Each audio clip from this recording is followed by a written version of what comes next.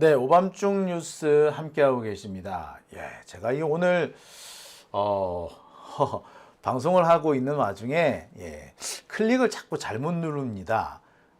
지금 마이크를 키는 클릭을 해야 되는데 엉뚱한 걸 클릭을 해가지고 네, 마이크가 안 나올 뻔했어요. 예, 이게 참 그렇습니다. 혼자서 방송을 이어가다 보면 이렇게 다른 사람의 경우라면 생기지 않을 만한 이런 그 일들이 저한테 또 생기기도 하고 그러네요.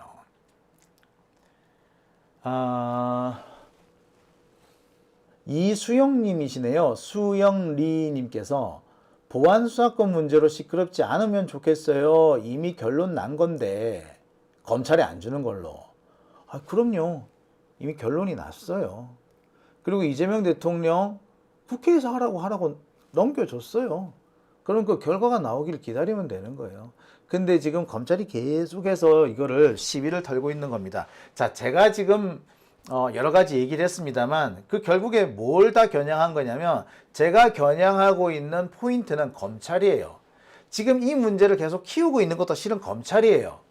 아까 제가 언론의 이상한 보도 태도를 지적을 했는데 언론들이 왜 그렇게 이상한 보도를 하겠습니까? 걔네들은 검찰의 끈앞풀이기 때문에 그런 거예요. 제가 일부 유튜버들 진보 진영의 유튜버라고 하는 사람들이 태도가 이상하다라고 하는 것도 그들과 저를 가르겠다는 것이 아니라 검찰 편을 튼다라는 점을 제가 문제 삼는 겁니다. 솔직히 우리 민주 진보 진영의 그 누구가 검찰 편을 들고 싶겠어요? 아무도 안 들걸요? 그런데 지금 이 와중에 이 중차대한 시국에 검찰 편을 든다면은 그거는 의도가 좀 의심스러운 자 아니겠습니까? 그죠? 자, 두 번째 주제 들어갑니다. 자, 오늘 두 번째 주제는 이화영 부지사의 국민 참여 재판 소식입니다. 자, 장장 열흘에 걸쳐서 진행이 됐던 이화영 전 경기도 평화부지사의 국민 참여 재판이 오늘로 마무리됐습니다. 저는 이번 국민 참여 재판이 제대로 진행될 수 있을까 걱정을 많이 했습니다. 국민 참여 재판이 이렇게 열흘씩, 그러니까 총 10여 차례, 총 2주에 걸쳐서 진행된 사례가 없어요. 자, 심리가 10번에 걸쳐서 진행이 됐고요. 자, 지금부터 평결에 들어갈 겁니다. 평결에 들어가요. 이게 내일 아침에 나올 가능성이 커 보이고요. 자, 중간중간에 좀 휴식 시간 같은 것도 있을 거고, 그러면 시간이 좀 오래 걸릴 것 같습니다. 그러면 해보면 그냥 꽉 맞춰, 꽉 채워서 2주가 나올 겁니다. 아마 배심원들끼리도 토론을 할 거예요. 그 토론 결과 뭐 이런저런 결론이 나올 겁니다. 자, 그래서 저는 이번 국민참여재판을 보면서 그래도 참 다행히 잘 끝났구나, 정말 다행스럽다라고 생각합니다. 한 가지 짚고 넘어갈 것은요, 이번 국민참여재판이 이렇게 길어지게 된 것은 사실은 검찰 때문입니다. 검찰이 원래는 닷새로 끝나기로 돼 있던 재판을 일부러 이렇게 늘린 거예요. 그래서 굳이 여러 번 부를 필요가 없는 증인들을 재차 부르기도 했습니다. 검찰은 한때 교도관들 40여 명을 다 소환해야 한다고 주장하기도 했었어요. 40명이 넘는 40명이 넘는 교도관들을 다 소환해서 하면은 그 언제 증인신문 다 하겠습니까?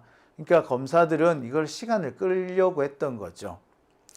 자, 그런데 그것들을 다 꺾고 이렇게 국민참여재판이 마무리됐다는 건 참 그 하나만으로도 참 큰 의미가 있지 않나, 저는 개인적으로 그렇게 생각해 봅니다.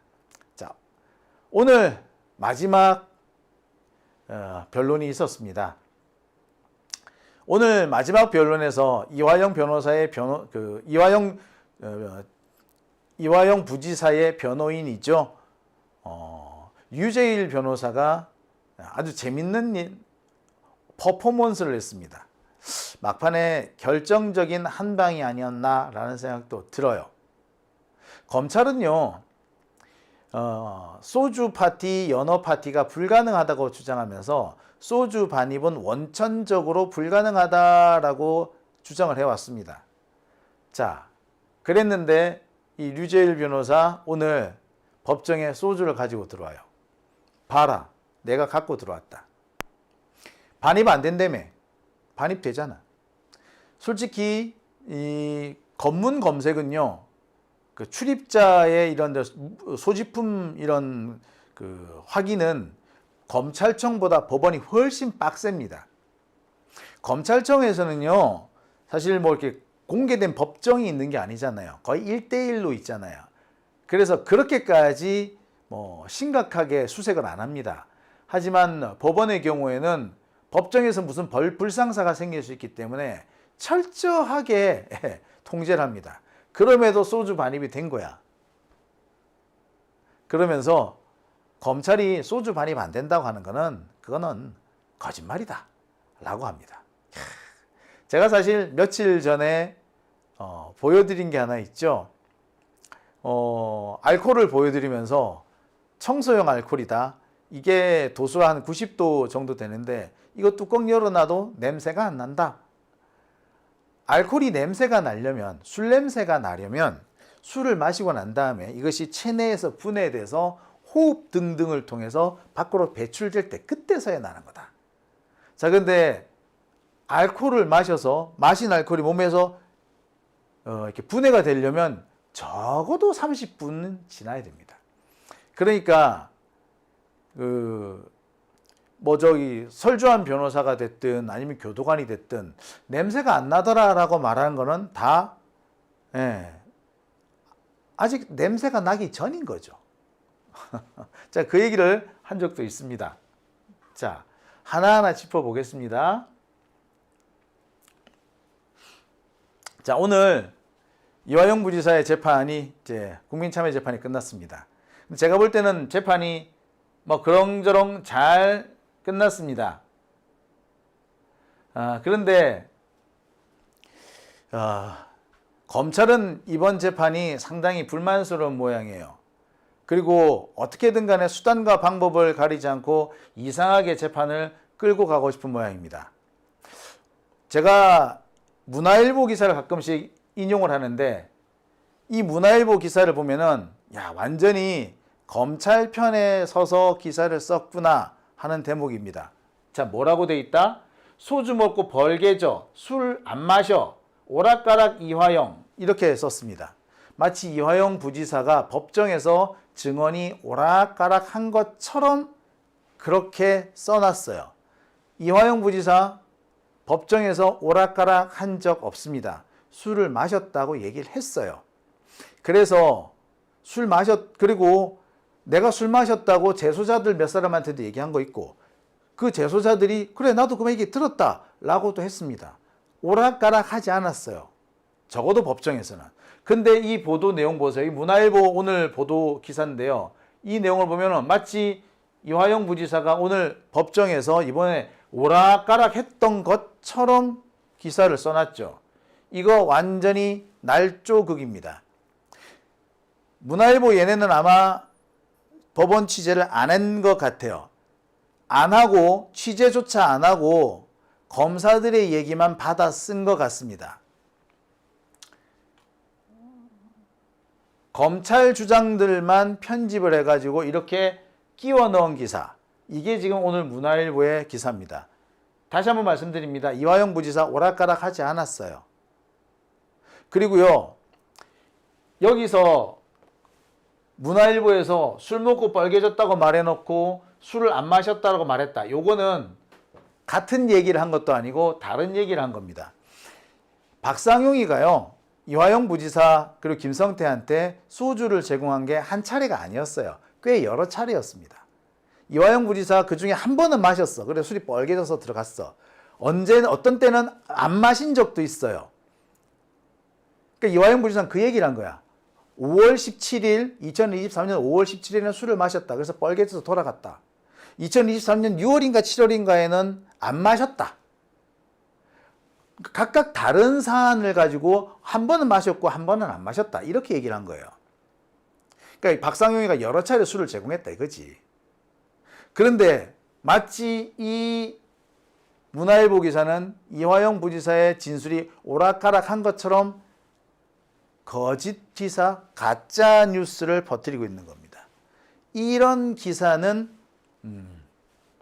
네, 손해배상 대상이 되는 거죠. 자, 실제로 여기 한번 볼게요. 2023년 7월 초순경 1313호 검사실 맞은편 1315호 창고에서 소주를 마시고 얼굴이 벌개져 깰 때까지 기다렸다가 했다, 맡았다 라고 해놓고서는 자, 요게 한 건, 이거는 7월이죠. 7월 초순이죠. 이거는 6월 19일, 6월 30일 날 그때 술을 내가 그때는 안 마셨다. 예, 라고 얘기를 합니다. 예, 다른 시기의 얘기예요. 다른 얘기였어요. 그리고 이화영 부지사가 술을 마셨다고 얘기한 거는 딱 2023년 5월 17일 건이에요. 근데 자꾸 이상하게 예. 자, 그리고 문화일보는 이화영 부지사가 연어 파티, 소주 파티가 있었다고 지목한 날짜가 계속 바뀌고 있다고 이렇게 주장을 합니다. 근데 제가 이 얘기는 앞서서도 말씀을 드렸을 겁니다. 이화영은 최초로 5월 17일 지목했어. 근데 검사들이 그날 출정 안 했는데? 라고 거짓말을 합니다. 그러니까 이화영 부지사가 그럼 날짜가 틀렸나? 이렇게 된 거였어. 즉 검사들이 혼동을 유도를 했었어요. 그래 놓고서는 이화영의 진술이 오락가락 한다라고 지금 어거지를 쓴 겁니다.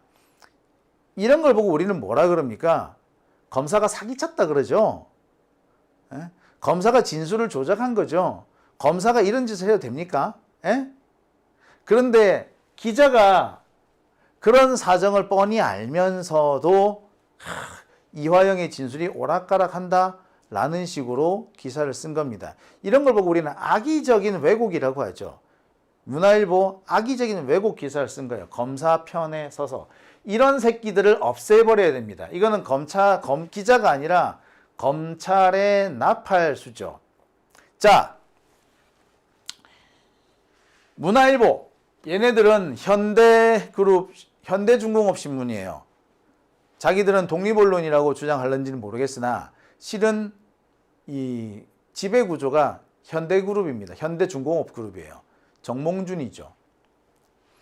이참에 저는 이 문화일보와 이 정몽준 사이에 이 문제도 좀 문제를 좀 정리를 하고 넘어가야 한다고 생각이 듭니다. 지금 사실상 이 문화일보의 태도는 현대그룹의 태도예요. 정몽준의 태도이죠. 노무현을 죽이려 했던 정몽준. 아직까지도 계속되고 있는 정몽준의 꼬장인 거죠. 이 문화일보 이 문제 이제 좀 짚고 넘어갈 때가 됐다고 생각이 드네요. 이게 뭐야 이거? 이게 기사야? 국민들을 이렇게 호도하고 진실 이렇게 왜곡을 해도 되는지 모르겠어요. 자, 아무튼 오늘 법정에서 이화영 부지사 최후 진술을 합니다.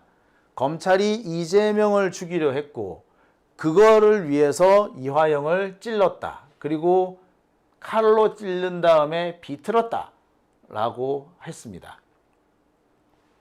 검찰이 윤석열 정권에 공을 세워서 윤석열 정권에 충성을 하려다가 그러다가 오버한 것이 바로 이 사건이다 라는 점도 분명히 지적을 합니다.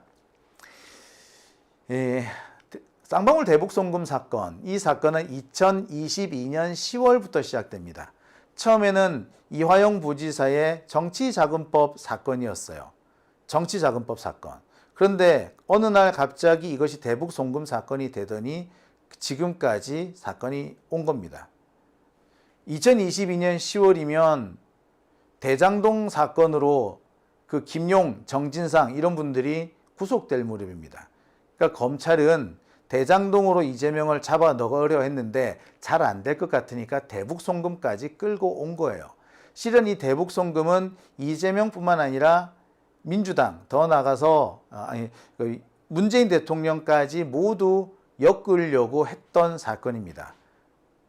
그래서 기본적으로 이화영의 진술, 조작된 진술이 필요했던 거예요. 그래서 이화영에게 술과 연어를 갖다 바치는 추잡한 짓까지 했던 겁니다. 이화영 부지사는 검찰이 이재명을 죽이려고 이런 작전을 했다라고 썼습니다만, 실은 검찰은 이재명으로 끝나려고 한 게 아니에요. 문재인 대통령을 겨냥하기도 했고요. 더 나아가 민주당을 겨냥하려 했던 겁니다.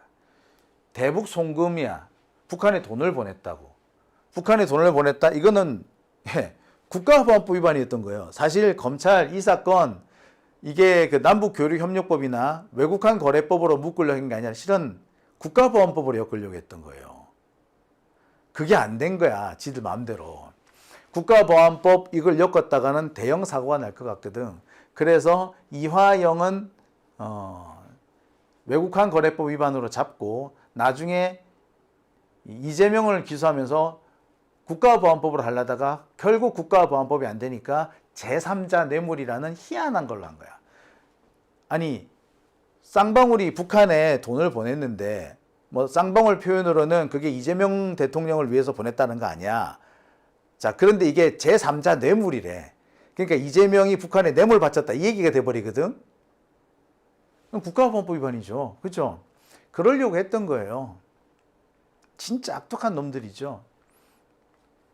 그런데 이거를 가지고 이제 와가지고 이제 검사들이 자꾸 이상한 개소리를 늘어놓는 겁니다. 저는 이 사건을 계속해서 검사들이 법정에서 다루고 있는 이유 자체를 모르겠어요. 자, 아무튼 이화영 부지사가 오늘 법정에서 이 문제를 조목조목 짚습니다. 자, 최후 진술이 끝나고 난 다음에 검찰이 구형을 하죠. 구형을 했더니 징역 2년 그리고 벌금 500만 원을 구형했답니다. 자, 이화영 부지사 같은 경우에는 정치자금법 하나 하고, 그 다음에 이 국회 위증 같은 법률, 이런 걸로 지금 3개 정도로 기소가 돼 있죠. 근데 정치자금법은 별도로 처벌을 해야 됩니다. 구형도 따로 해야 되고 처벌 선고도 따로 해야 돼요.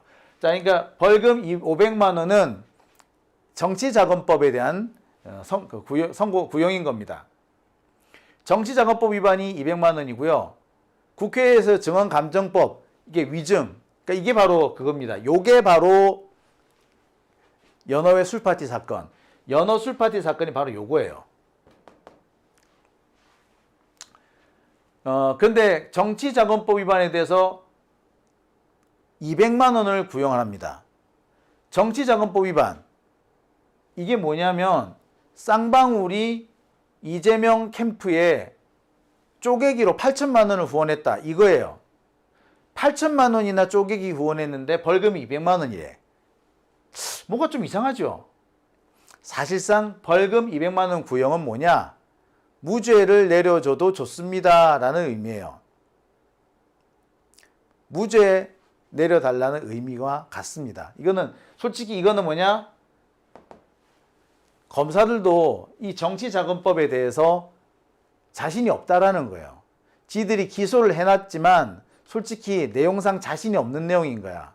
쪼개기 기소가 되려면은 이화영, 쌍방울, 이재명 요 셋이 적어도 이렇게 합의를 봐야 돼. 공모를 해야 돼. 근데 공모한 증거가 하나도 없는 거예요. 그럼 이거 기소 못하는 겁니다.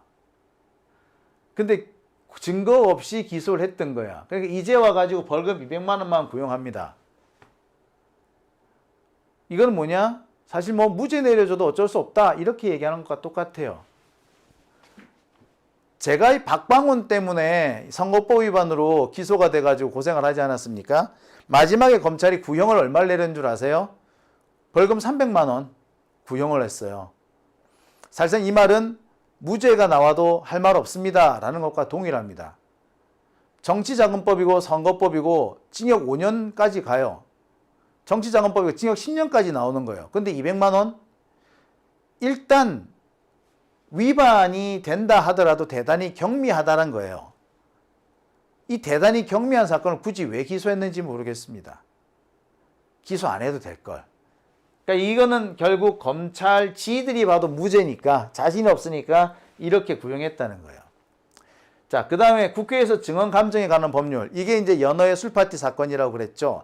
사실 이 부분도 사실 보면은 검찰이 자신이 있는 것 같진 않아요. 3년 이하의 징역을 구형을 하잖아요. 그거는 솔직히 검찰이 자신이 없다라는 거예요. 유죄 판단을 받을 자신이 없다라는 걸 말합니다. 2년이면은 정말로 유죄 판단을 받을 자신이 없는 거예요. 왜 그런지 한번 보여드릴게요. 자, 국회에서의 증언 감정에 관한 법률입니다. 14조 위증죄예요. 자, 이 법에 따라 선서한 증인 또는 감정인이 허위의 진술을 하였을 때는 1년 이상 10년 이하 징역에 처한다. 그러니까 여기서 위증죄의 경우, 국회 위증죄의 경우에는 최저한이가 1년이야.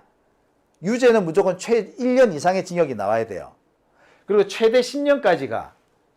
그러니까 검찰이 구형할 수 있는 거는 1년부터 구형을 할 수 있는 거지. 그게 최저선이야. 근데 최저선보다 한 단계 높은 거지, 2년. 실제로 구형 가능한 게 10년인데 그거의 5분의 1을 구형한 거예요. 뭡니까? 자신이 없는 거야. 사실상 최저형을 구형한 거랑 다름없어. 이번 사건 같은 거 되게 시끄러웠죠. 아주 난리가 났죠. 근데 겨우 징역 2년이야. 근데 최저형이 징역 1년이야. 최대는 10년이야. 구형 자체가 생각보다 양이 많지 않죠. 뭘 말한다? 네.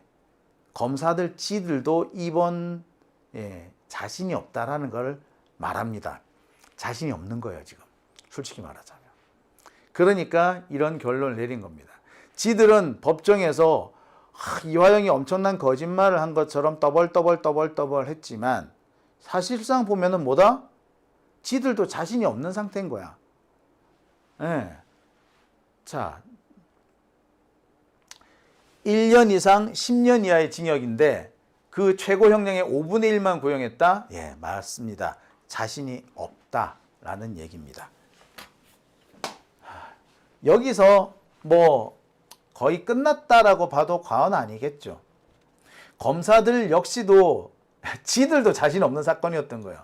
박상용이 나와서 온갖 난리를 떨고 검사들이 법정에서 이화영을 이상하게 몰아붙이고 마치 이화영이 엄청 부패한 인물인 것처럼 거짓말을 입에 달고 사는 사람처럼 몰아세웠지만 구형이 겨우 2년이야. 구형이 겨우 200만 원이야. 예. 자기들도 자신 없어서 그런 거예요. 오죽 했으면 자신 없어. 그러니까 지들이 똑바로 했으면 이게 이런 얘기도 있습니다. 이번 사건, 국회 위증 사건, 연어 술파티 사건, 이 사건을 검찰은 굳이 기소하려고 안 했어요. 근데 국힘당 의원들이 기소를 하라고 쌩 난리를 치고 고발까지 합니다. 그래서 검찰이 어쩔 수 없이 기소를 했다. 뭐 이런 얘기도 있어요. 그러니까 검찰은 이 사안 자체를 법정으로 가져오는 게 상당히 부담스러웠던 겁니다. 솔직히 말해서 검사들 입장, 내가 검사라도 그럴 거야. 저 피고인이 검사를 저격하는 주장을 했어. 그 주장을 근데 그 주장에 대해서 내가 반격을 한다든지 그 주장에 대해서 처벌해야 되겠다고 하면은 오히려 문제가 커지죠.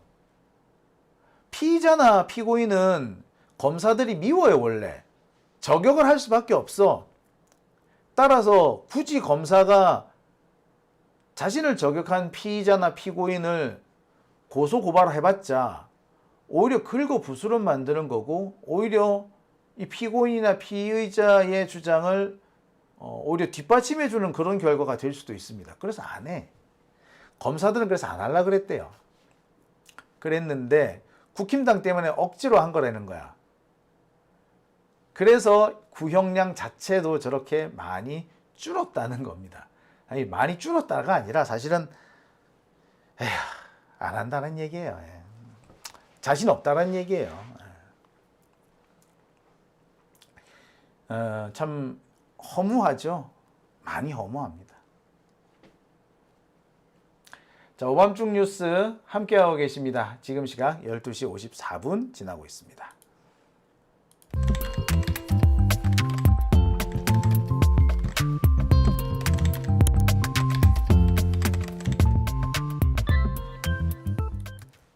네, 대국님께서 개검들 국회 위증죄